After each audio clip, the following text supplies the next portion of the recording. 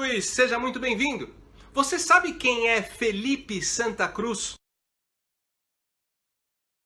Esse sujeito é o novo presidente nacional da Ordem dos Advogados do Brasil, a OAB. Em seu discurso de posse, ele criticou o combate à corrupção e responsabilizou a Operação Lava Jato pela insegurança jurídica do nosso país.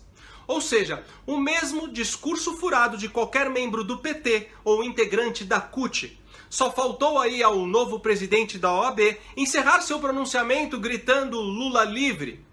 Mas vamos entender aí a lógica do sujeito.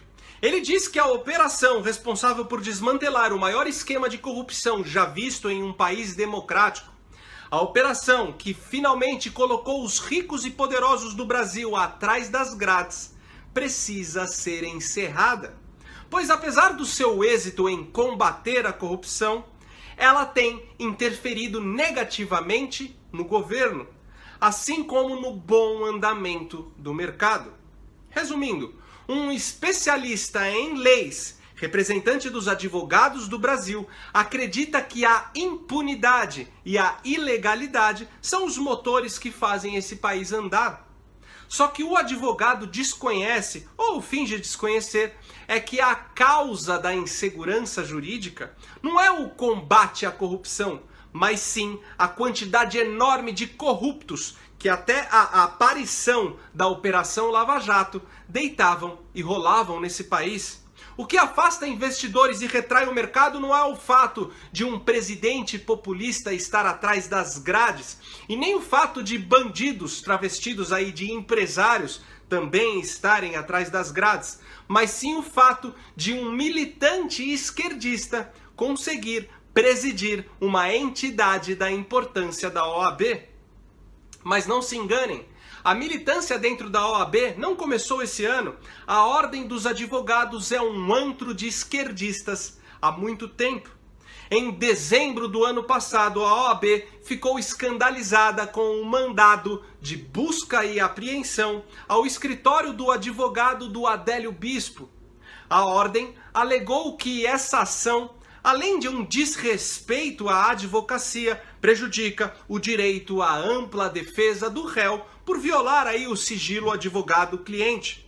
Veja bem, eu não sou formado em direito, mas acredito que os dispositivos legais servem para garantir a defesa do réu e não a sua impunidade. Se o exercício do direito é pautado no princípio da verdade real, então o advogado não pode mentir para inocentar seu cliente. Não faz o menor sentido o defensor do Adélio Bispo esconder quem paga seus honorários, ocultando desta forma o possível mandante do crime. A OAB acredita que a tentativa da Polícia Federal de violar o sigilo advogado-cliente se trata de um ataque ao Estado democrático de direito. Mas o grande paradoxo é que ao esconder quem está financiando a defesa do réu, estão garantindo a impunidade de um criminoso que ordenou não só um ataque a um presidenciável, mas um ataque à própria democracia.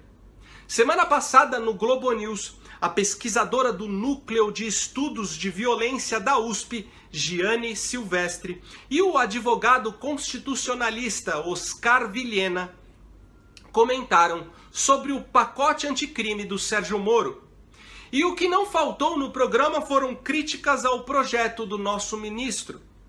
A pesquisadora da USP afirmou que o pacote tem aí por base uma mentalidade de punição. Destacou que um dos pontos negativos é querer aumentar o número de criminosos presos. Vocês entenderam? A senhora foi em um programa de televisão dizer que é um absurdo o ministro Sérgio Moro querer aumentar a quantidade de criminosos que são presos nesse país. Para ela, o Moro cometeu o erro crasso de não ter considerado o fato do sistema prisional brasileiro estar superlotado, sem capacidade aí de suportar esse aumento do número de criminosos presos. Ou seja, para a brilhante pesquisadora da USP, a medida correta não é construir mais presídios, mas sim deixar de prender os criminosos. Como se não bastasse, o advogado constitucionalista, que também estava no programa, considera o pacote anticrime uma medida populista e, entre suas inúmeras críticas infundadas, ele condenou a proposta de tratamento mais duro ao tráfico de drogas. Ele acha que a lei deveria ser mais branda com o sujeito aí que apenas presta algum tipo de serviço para o tráfico, ou o sujeito que só transporta droga, visto que estes criminosos não são os verdadeiros traficantes. Bom, tudo isso que falei são apenas exemplos que mostram qual é a narrativa que permeia nos centros acadêmicos e nas entidades jurídicas quando o assunto é a criminalidade. Há quase um século, Antônio Gramsci afirmava que a sociedade ocidental não conseguiria implantar o socialismo através do confronto armado e por vias revolucionárias, como aconteceu na Rússia. Aqui, a tomada de poder deveria ser cultural, tomando todas as instituições e manipulando a opinião pública, de forma que antes que o socialismo fosse implantado, o povo já pensasse como socialista. Aí, em um país onde mais de 70 mil corpos são espalhados todos os anos pelo chão decorrentes de uma violência desenfreada, vemos acadêmicos e juristas dizendo que a Lava Jato deve parar, dizendo que prender bandido não resolve a situação, que temos a polícia que mais mata, que o Brasil prende demais, que o bandido é só uma vítima da sociedade. Enfim, Lenin dizia que uma sociedade dominada pelo caos e pela violência se torna mais dependente do governo, facilitando assim a concreção do ideal revolucionário. É por isso que acredito que o combate à corrupção e à criminalidade nesse país deve caminhar em conjunto com o combate à ideologia. Pois no Brasil a ideologia retroalimenta o crime. A ideologia considera o bandido uma vítima da sociedade. Um entendimento que coloca a sociedade como a grande responsável pelos crimes que são cometidos contra ela.